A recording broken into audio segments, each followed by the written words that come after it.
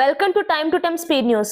మార్కాపురం జిల్లాలో జరిగిన ఘోర రోడ్డు ప్రమాదంపై AP deputy CM Pawan Kalyan తీవ్ర దిగ్భ్రాంతి వ్యక్తం చేశారు. ప్రమాదంలో 13 మంది సజీవ దహనం కావడం తనను తీవ్రంగా కలిచివేసిందని తెలిపారు. వెంటనే జిల్లా అధికారులతో సంప్రదించి ఘటన వివరాలను తెలుసుకున్నారు.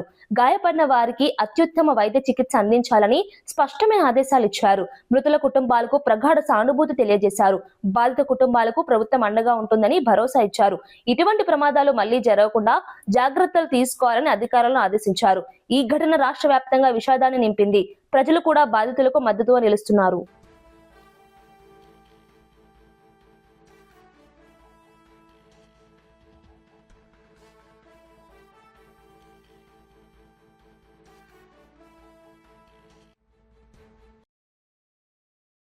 రాష్ట్ర వ్యాప్తంగా గ్యాస్, పెట్రోల్, డీజిల్ నిల్వలు సమృద్ధిగా ఉన్నాయని ఉప ముఖ్యమంత్రి భట్టి విక్రమార్క తెలిపారు. శాసన మండలి సమావేశం సందర్భంగా మంత్రి ఉత్తమ్ కుమార్ రెడ్డితో కలిసి ఇంధన సరఫరాపై సమీక్ష నిర్వహించారు.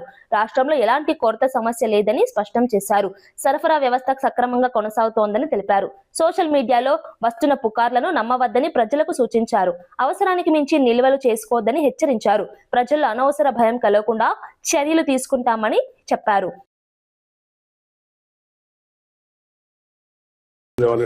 మీడియా కథనాలు రావటం వల్ల ఒక పానిక్ సిచ్యువేషన్ క్రియేట్ అయ్యి జనం ఆ పెట్రోల్ పంప్స్ దగ్గర మిగతా వాటి దగ్గర ఎక్కువగా గ్యాదర్ అయ్యి కావాల్సిన దానికంటే ఎక్కువ తీసుకునేటువంటి పరిస్థితి కనిపిస్తాం. గౌరవ మంత్రి గారు కానీ లేకపోతే ఆయిల్ కోఆర్డినేటర్స్ గా ఉన్నటువంటి మీరు చెప్పినటువంటి అంశాలన్నీ విన్న తర్వాత అసలు సమస్య లేదు. ఈ గ్యాస్ సంబంధించి కానీ, న్యాచురల్ గ్యాస్ సంబంధించి కానీ, లేకపోతే పైప్ న్యాచురల్ గ్యాస్ సంబంధించి కానీ, పెట్రోల్ సంబంధించి కానీ, డీజిల్ సంబంధించి కానీ ఎక్కడా సమస్య లేదని చాలా స్పష్టంగా మీరు చెప్తాం.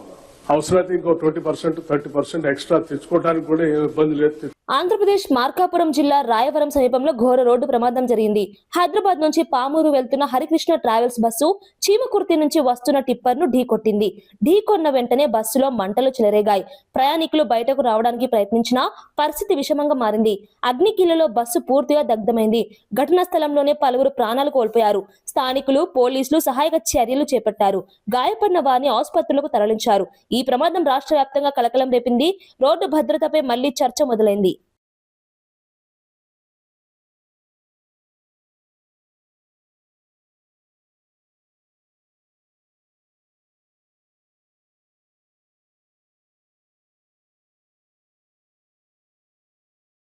మార్కాపురం రోడ్డు ప్రమాదంలో భారీ ప్రాణ నష్టం సంభవించింది.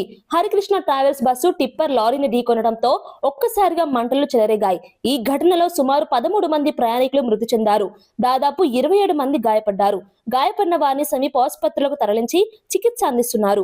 పలువురి పరిస్థితి విషమంగా ఉన్నట్లు సమాచారం. అధికారులు వెంటనే స్పందించి సహాయక చర్యలు చేపట్టారు. మృతదేహాలను గుర్తించే ప్రక్రియ కొనసాగుతోంది. ప్రమాదానికి గల కారణాలపై విచారణ ప్రారంభించారు. ఈ ఘటనతో ప్రాంతంలో విషాద వాతావరణం నెలకొంది. కుటుంబాలు దుఃఖంలో మునిగిపోయాయి. వచ్చిన వెంటనే మనం సంబంధిత ఫ్యామిలీస్ అందరికీ కూడా ఇన్ఫార్మ్ చేసి ఇంకా ఫర్దర్గా ఏమి ప్రొసీజర్స్, ఏం ప్రాసెస్ మనం చేయాలో అది దాని ప్రకారం చేయడం జరుగుతూ ఉంది. మొత్తం 13 మంది చనిపోవడం జరిగింది. మిగతా 27 మంది దాకా యాక్చువల్ హాస్పిటల్లో ఉన్నారు. అంటే టిప్పర్ డ్రైవర్ కావచ్చు, ఇంకా డ్రైవరు, క్లీనర్ అందరూ కలిపి 27 మంది ఉన్నారు. బస్సులో దాదాపు 35 మంది దాకా ఉన్నట్టుంది. 34 మంది ప్యాసింజర్స్ ఒకటి. ఇంకా కొంచెం ఆ డీటెయిల్స్ కొంచెం అది మనకి ఇంకా కొంచెం ఆ డీటెయిల్స్ అన్ని కూడా మళ్ళీ నేను మీకు అప్డేట్ చేయడం జరుగుతుంది. అవును, రావడం జరిగింది. అంటే మా వాళ్ళు రావటం కానీ, అంబులెన్సెస్ రావటం కానీ, రెస్క్యూ ఆపరేషన్ వరకు అయితే మనం సత్వరం చేయగలిగాము.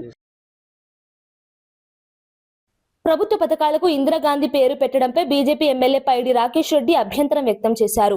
తెలంగాణ కోసం పోరాడిన పివి నరసింహారావు వంటి మహనీయుల పేర్లను ఎందుకు విస్మరిస్తున్నారని ప్రశ్నించారు. కాంగ్రెస్ ప్రభుత్వం ఉత్తర తెలంగాణ అభివృద్ధిని నిర్లక్ష్యం చేస్తోందని ఆరోపించారు. ప్రస్తుత కాంగ్రెస్ పార్టీ అసలు సిద్ధాంతాలకు భిన్నంగా పనిచేస్తోందని విమర్శించారు.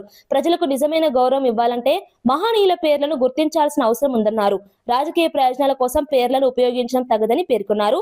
ఈ వ్యాఖ్యలు రాజకీయంగా చర్చకు దారితీశాయి. అధికార ప్రతిపక్షాల మధ్య వాదనలు ముదురుతున్నాయి.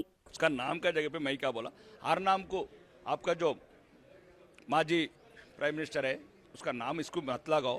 क्यों बोलते एक हानेस्ट एक्स प्राइम मिनिस्टर है वो, उसका नाम नहीं लगाना, कोई भी दूसरा नाम लगाएंगे. వ్యాఖ్యలపై అమెరికా మాజీ అధ్యక్షుడు డొనాల్డ్ ట్రంప్ మరోసారి సంచలన వ్యాఖ్యలు చేశారు. ఇరాన్ పాలకులు రహస్యంగా చర్చలు జరుపుతున్నారని తెలిపారు. అయితే తమ ప్రజల భయంతో ఆ విషయాన్ని బయట పెట్టడం లేదని అన్నారు. మధ్యప్రాచ్యంలో అమెరికా గొప్ప విజయాన్ని సాధించిందని పేర్కొన్నారు. అణ్వాయుధాలు కలిగిన ఇరాన్ను కేన్సర్లా అభివర్ణించారు. ఆ ప్రమాదాన్ని ఇప్పటికే తొలగించామని చెప్పారు. త్వరలోనే పూర్తిగా అంతం చేస్తామని హెచ్చరించారు. ఈ వ్యాఖ్యలు అంతర్జాతీయ స్థాయిలో చర్చకు దారితీశాయి. పలు దేశాలు ఈ వ్యాఖ్యలపై స్పందిస్తున్నాయి. మధ్యప్రాచ్య రాజకీయాలు మరింత ఉద్రిక్తంగా మారే సూచనలు కనిపిస్తున్నాయి. I don't want it. Would like to make you the next supreme leader. No, thank you. I don't want it. బీసీలకు ఇచ్చిన హామీలను వెంటనే అమలు చేయాలని మాజీ మంత్రి తలసాని శ్రీనివాస్ యాదవ్ డిమాండ్ చేశారు. గన్ పార్క్ వద్ద బీఆర్ఎస్ ఎమ్మెల్యేలు నిరసన చేపట్టారు. బీసీ సబ్ ప్లాన్ అమలు చేయాలని కోరారు. వార్షిక బడ్జెట్ లో బీసీలకు 20,000 కోట్లు కేటాయించాలని డిమాండ్ చేశారు. ప్రభుత్వం స్పందించకపోతే బీసీలు కాంగ్రెస్ కు గట్టి సమాధానం ఇస్తారని హెచ్చరించారు. బీసీల అభివృద్ధి కోసం తక్షణ చర్యలు అవసరమన్నారు. ఈ నిరసనతో రాజకీయంగా ఉద్రిక్తత పెరిగింది. ప్రభుత్వం స్పందనపై ఇప్పుడు ఆసక్తి నెలకొంది.